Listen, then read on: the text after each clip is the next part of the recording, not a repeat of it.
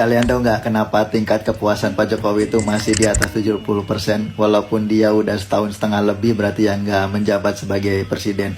Karena menurut gua Pak Jokowi itu selama menjadi presiden sangat memperhatikan sekali kelancaran dari event mudik setiap tahunnya. Dari mulai dibangunnya tol Trans Jawa kan, lalu sistem manajemen mudik yang bagus lah menurut gua. Seperti misalkan diberlakukannya mudik lebih awal, lalu sistem one flow sepanjang tol Trans Jawa, itu memangkas banget waktu mudik yang biasanya Jakarta-Surabaya itu di puncak mudik bisa sampai 24 jam.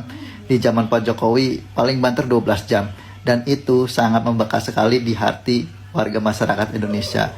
Pak Jokowi paham betul kebatinan sebagian besar warga Indonesia yang biasanya usaha selama setahun, nabung, dan lain-lain itu digunakan untuk keperluan mudik. Nah, era mudik pertama di era Pak Prabowo gimana nih? Lebih lancar atau malah jadi semrawut lagi?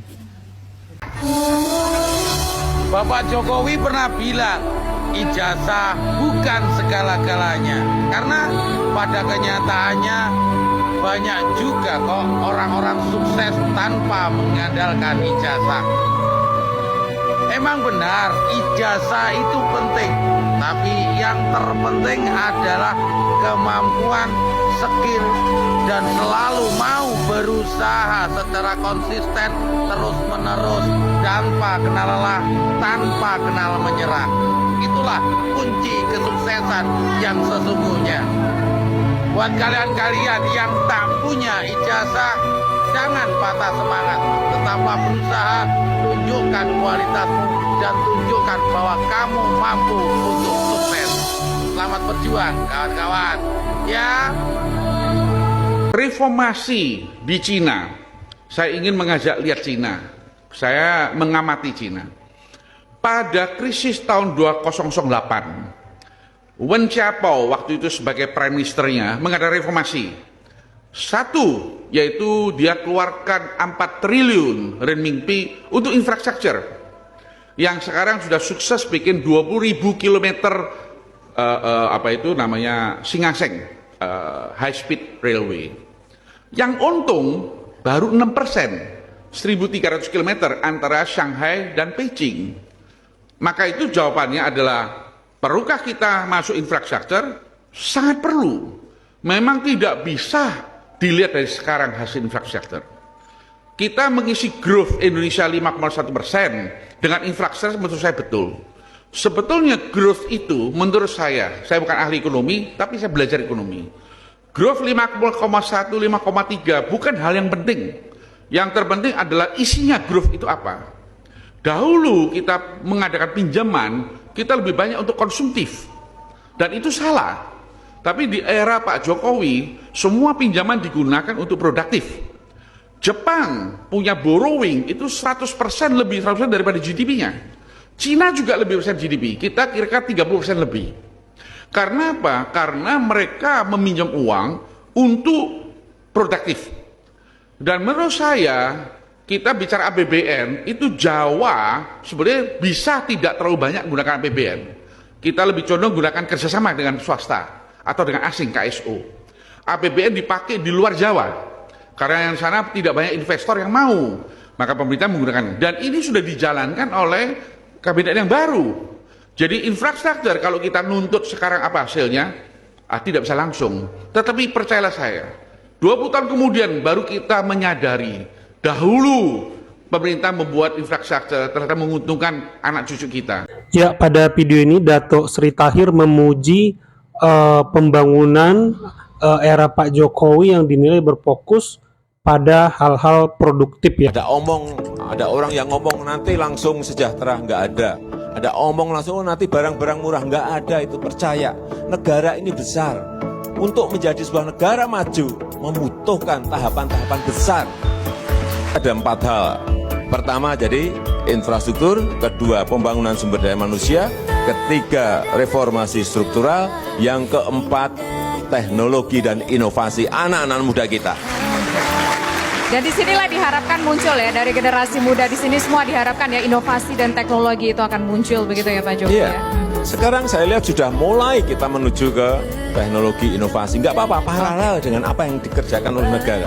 Kita kita mengerjakan infrastrukturnya, kita mengerjakan pembangunan SDM-nya, melakukan reformasi struktural, tapi juga anak-anak muda kita mulai masuk ke sana. Kita lihat sekarang startup kita, unicorn kita juga mulai muncul di papan-papan atas regional maupun internasional. Gue itu menyesal dengan sangat berat memilih Presiden Prabowo. Karena apa? Gue itu nggak tahu konsekuensinya bisa jadi seperti ini. Kita menghadapi masalah dari 3 lembaga keuangan internasional, Fitch, Moody, MSCI.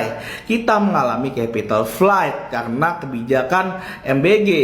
Kita itu mengalami permasalahan ekonomi seperti ini dikarenakan gue salah pilih presiden. Aduh, zamannya Jokowi devisa kita itu naik, lalu kita itu diselamatkan dari krisis ekonomi oleh Pak Jokowi, lalu jalan-jalan, infrastruktur sekolah dibangun, orang-orang yang tidak terjamah di Papua dibantu.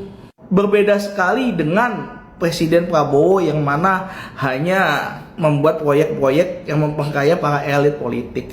Jadi di sini saya itu sangat menyesal memilih Prabowo Subianto sebagai Presiden Republik Indonesia dan beranggapan bahwa Pak Prabowo Subianto itu mampu untuk melanjutkan pekerjaannya Pak Jokowi dan sehebat Pak Jokowi dalam bekerja. Maut presiden. Yang pertama, sawah banyak, petani banyak, malah buat food estate. Hasilnya apa?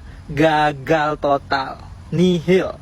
Yang kedua, sekolah banyak, guru banyak, malahan fasilitas sekolah banyak yang rusak, malahan buat sekolah rakyat. Hasilnya apa? Hingga saat ini nihil, bisa dibilang gagal. Terus yang ketiga, pabrik banyak yang tutup, investor pada kabur, malah buat koperasi merah putih. Hasilnya apa? Nihil, gagal. Yang terakhir, posyandu sudah ada, PKK, pemberdayaan keluarga pun sudah ada, kantin sudah ada, malah buat MBG. Dari semuanya bisa kita tarik satu kesimpulan, yaitu anggaran negara habis, ribuan triliun terbuang percuma, makan tuh gratis, makan tuh gemoy. Ya itu teman-teman, beberapa video yang sudah kita saksikan ya, di mana dikatakan Pak Jokowi ini surveinya selalu tinggi ya, bahkan selalu dikenang walaupun sudah purna tugas ya, karena legasi warisannya ya teman-teman. Salah satunya adalah infrastruktur ya. Orang mudik hari ini efisien, efektif ya, ongkos dipotong, waktu dipotong, yang paling penting adalah keselamatan, keamanan itu hadir ya lewat infrastruktur ini. Yang tadi kita tanpa tol pulang bisa berhari-hari, di jalan rawan, banyak jalan rusak. Hari ini karena kerja Pak Jokowi, keamanan itu dihadirkan ketika terjadi mudik dan perjalanan yang jauh. Jadi ini selalu berkesan dan teringat di benak masyarakat ya. Lalu Pak Jokowi juga fokus pada pembangunan, kalaupun utang, tapi itu dialihkan ke sektor produktif, sehingga nanti itu akan jadi imbal balik lagi lewat pajak ya, lewat pendapatan negara lewat pajak ataupun non pajak ya teman-teman. Bahkan tadi ada yang menyesal milih Pak Prabowo ya. Saya agak bingung ya seperti apa ke depan Pak Prabowo ini, karena saya jujur pribadi belum melihat ya progresifnya ini ke arah mana ya. Kopdes juga penuh problematik, MBG juga penuh problematik ya. Sementara dari warisan para pendahulunya termasuk Pak Jokowi, kekayaan negara kita sudah tambah berlipat-lipat, cadangan devisa karena ekspor yang surplus misalnya dengan Amerika, dengan berbagai negara. Lalu kemampuan Pak Jokowi menekan defisit perdagangan dengan Cina misalnya. Jadi produktivitas ini selalu diperhatikan Pak Jokowi. Bagaimana era Pak Prabowo? Dalam diskusi terbarunya dengan para wartawan, dia kembali berbicara soal nasionalisme, akan membangun pabrik mobil di Indonesia, tapi faktanya Agrinas baru saja mengimpor ratusan ribu unit mobil dari India. Jadi ini yang saya selalu bingung dari kepemimpinan hari ini. Berbicara apa, tindakan apa, ini membuat saya bingung ya teman-teman. Apakah kita harus menaruh harapan, mengkritik, atau pesimis dan tidak lagi menaruh harapan apa-apa? Ini membuat kita di zona abu-abu.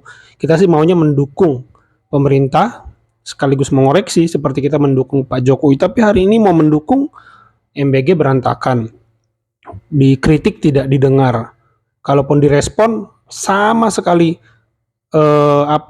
lambat gitu. Sementara anggaran terus berjalan setiap hari. Jadi saya agak bingung ketika dikritik, salahkan Soros, salahkan asing, salahkan antek-antek asing. Jadi bagi saya ini bukan kepemimpinan yang baik. Kepemimpinan yang baik itu pertama tidak menyalahkan pihak lain, tapi mengkoreksi diri.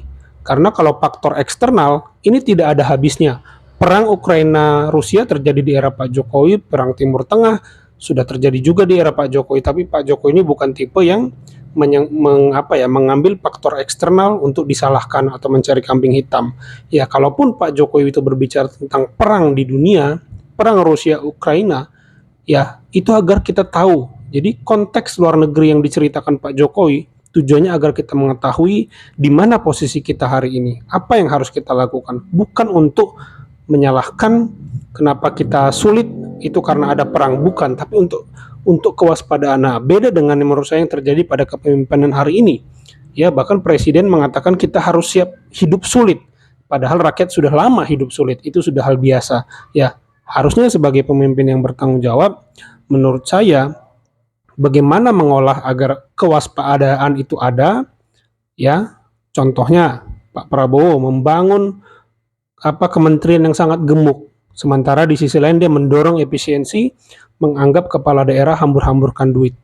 Sementara dia sendiri, ya kita tahu bagaimana dia memotong anggaran, tapi membuat MBG, lalu membuat Kopdes yang sampai hari ini banyak masalah. Ini pun sebenarnya tidak lepas ya daripada uang yang terbuang. Seandainya dibangunkan infrastruktur, atau saya harapkan itu diserahkan ke sektor kesehatan, ya yang kemarin BPJS defisit, ini akan lebih melegakan ya teman-teman. Jadi adalah hal-hal yang positif ya. Tapi kalau seperti sekarang kita masih abu-abu, kita harus mendukung penuh, atau bagaimana situasinya penuh ketidakpastian. Kalau menurut teman-teman bagaimana? Coba tambahkan di kolom komentar. Itu saja video kali ini. Terima kasih yang sudah menyimak sampai selesai. Sampai jumpa di video saya selanjutnya.